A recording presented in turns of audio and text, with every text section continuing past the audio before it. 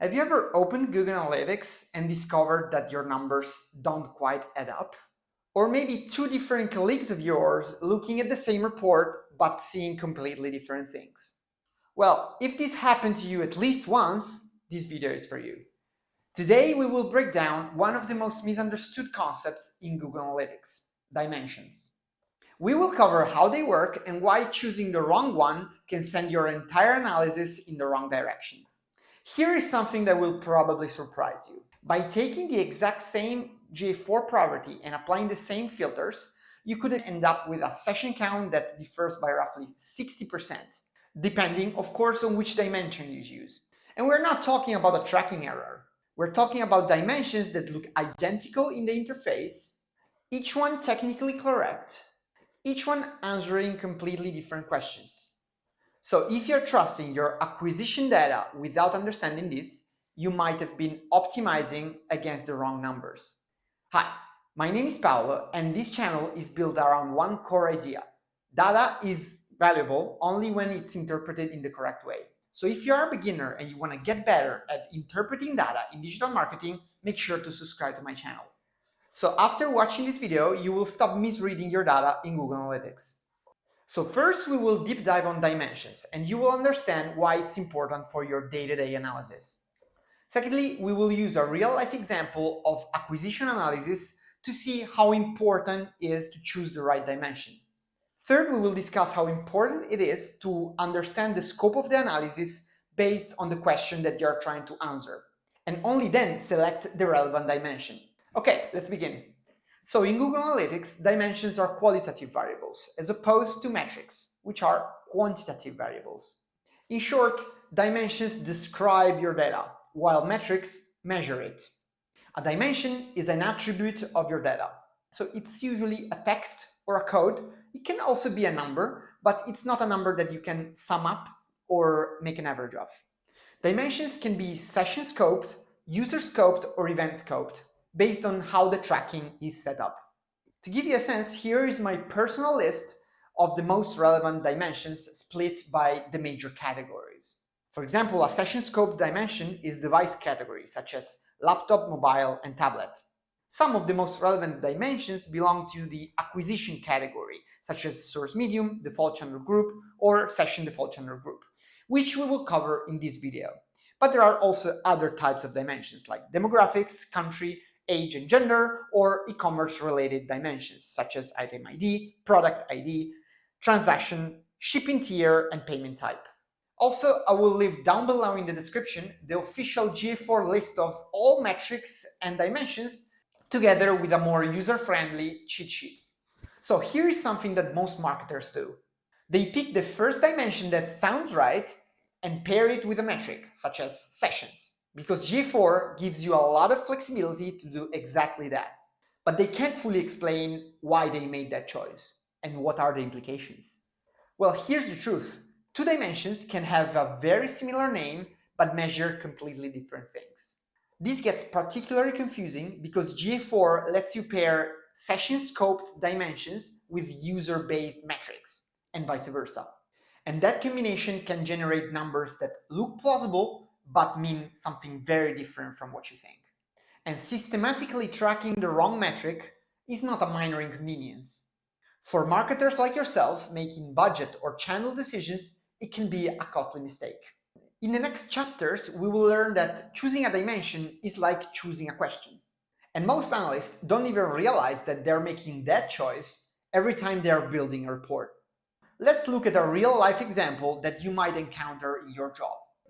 Let's say that you need to analyze the traffic flowing into your digital product split by the different channels. And of course, you need a dimension to do that. This is a classic acquisition analysis scenario. To keep things simple and make the comparisons as clear as possible, I have filtered the data down to one single channel, direct. So we can see exactly how numbers shift across the three dimensions that look very similar on the surface, but mean and represent very different things. The three dimensions I have selected for this example are the following.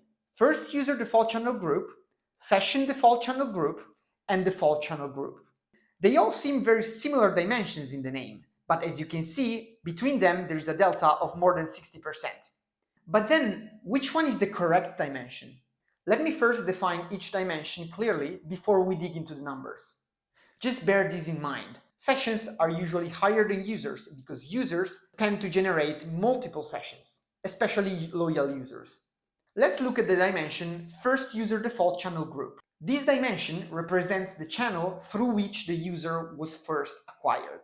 It is a user-based dimension and follows the user, not the session. Then we have session default channel group. This dimension represents the channel through which the user arrived on your digital product when they initiated a new session. And it's important to note that GA4 applies a logic called last non-direct click. This means that direct channel is considered as a fallback channel. So this basically means that direct channel is applied only when in the look-back window of 90 days, no other channel is recorded. If a user in the past landed on your website through paid search or organic, well, those two channels will take the win over direct. And then we have default channel group. This dimension represents the channel through which a user landed on your digital product and made a key event. Key events are relevant events for your business, such as purchase or add to cart for an e-commerce that you can select directly from the GA4 settings. Okay, let's now go through the numbers. So, first user default channel group gets more than 2 million sessions. It's the highest one. This includes all sessions generated by users whose very first interaction with the site was direct, but also includes every session those same users generated later, even if they came back through other channels, such as paid search, organic, email, or any other channel. That is why the number is the highest. It's following the user across their entire history. It doesn't include only the very first session that was initiated, in this case with direct. Session default channel group gets roughly 1.5 million sessions. This includes only sessions where no other marketing channel was identified in the 90-day look-back window. Direct channel here is a fallback. It gets assigned when everything else has been ruled out. More conservative, more specific to actual direct behavior at the session level. Channels like paid search or organic usually get a bit of a premium. And there are methodologies called attribution models to understand the real impact that each single channel had in the user acquisition. Let's look now at default channel group, which gets less than 1 million sessions. It's the lowest one. This dimension has the most restrictive reading. It only counts sessions where the user arrived through direct and also triggered a key event. Naturally, this produces the lowest number and highly depends on which are the key events that you set up for your website. So which dimension is the correct one and which one should you use? The answer is it depends. And it depends entirely on the scope of your analysis. Let's get into it. Remember, there should always be a dedicated scope for each analysis. So what's the traffic of our website? How many add to carts or users do we have? These are very common questions that marketers ask all the time. And they all have one thing in common.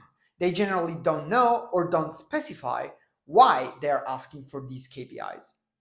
So especially if you're a beginner in data analytics, let me give you a piece of advice. Before running any analysis, make sure to identify the scope.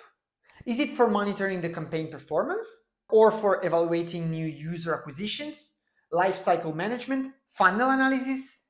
If you're not sure about the scope of the analysis that has been requested to you, well, make sure to ask your manager. Otherwise, stick around in this video because we will discuss the most relevant scopes that you can run with the dimensions that we just talked about. So remember, always start from why you need to run a certain analysis, and then focus on what, which in this case, it means identifying the dimensions and the metrics that are best suited for it. Here are some practical use cases for the 3 dimensions that we just discussed. So first user default channel group is best suited for new acquisition analysis or CRM and lifecycle segmentations. New user acquisition analysis because this dimension can help you understand which channels are actually responsible for bringing people to your website for the first time. If you're evaluating top of the funnel performance or comparing the long-term value of users acquired through different channels, this is the dimensions that you're looking for. Also, CRM and lifecycle segmentation, Especially if you are building audience segments in GA4 or exporting to a CRM, this dimension tells you the origin story of each user, and it's useful for personalizing communications based on how someone first discovered you. Let's look at session default channel group. This dimension is best suited for campaign performance monitoring or funnel and re-engagement analysis. Monitoring campaign performance is very common. You should be using session default channel group, especially if you're running paid ad campaigns and want to understand traffic at session level, driven by each channel at an ongoing basis. This dimension reflects in fact the real-time channel contribution without being inflated by historical user attribution. But it can also be useful for funnel and re-engagement analysis when you want to understand which channels are reactivating existing users. In fact, session level attribution gives you a cleaner read on what's driving people back to your site in a given period. At last, the most restrictive dimension, default channel group. This is definitely best suited for conversion-focused channel evaluations, because this dimension only counts sessions where a key event was triggered, and it's the most meaningful lens for evaluating which channels are actually driving outcomes, not just visits. But also ROI and budget allocation analysis, especially if you're making decisions about where to invest your media spend and don't want to dig too much into attribution models. In general, this is the most conservative and defensible dimension to use. It ties channel performance directly to the events that truly matter for your business. So you've realized that the goal is not to find the correct number. Each single dimension that we discussed in this video is correct per se. Your goal and your challenge as an analyst or a marketer is to understand and know very well which dimensions answer the correct questions, and stop treating dimensions as interchangeable. So let me run a brief recap on how to stop misreading your data and identify the dimensions that are right for your business. So first of all, bear in mind that dimensions are qualitative variables that describe your data, but they can also have quite a lot of constraints. So learn the specifics of the dimensions that you're going to use for your analysis to avoid any misinterpretations. In fact, in the example that we proposed in this video, filtering for 3 dimensions about channel grouping that looked exactly the same in the surface produced 3 completely different numbers that range from about 700,000 sessions to more than 2 million. Each dimension is technically correct, but also answering a completely different question and telling a different story. And this is the reason why this is important for you, because before running any analysis, you should start from the why and identify the scope of your analysis. Then only afterwards, identifying the how you're going to reach that scope by selecting the metrics and the dimensions that are most suited for your analysis. The reality, in fact, is that you don't always need complex attribution models to get better answers. Sometimes, to answer the right question is more than enough to select the right dimension. And this is the kind of thinking that we will cover in this channel, and that will help you turn data analytics from a reporting function to a strategic capability.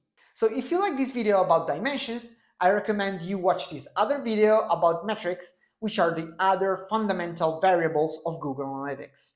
Especially if you're just starting out, we will cover the 3 fundamental metrics that you need to learn if you are a beginner. So thanks for watching this video. If you like this content, don't forget to hit the like button and follow for more. Bye!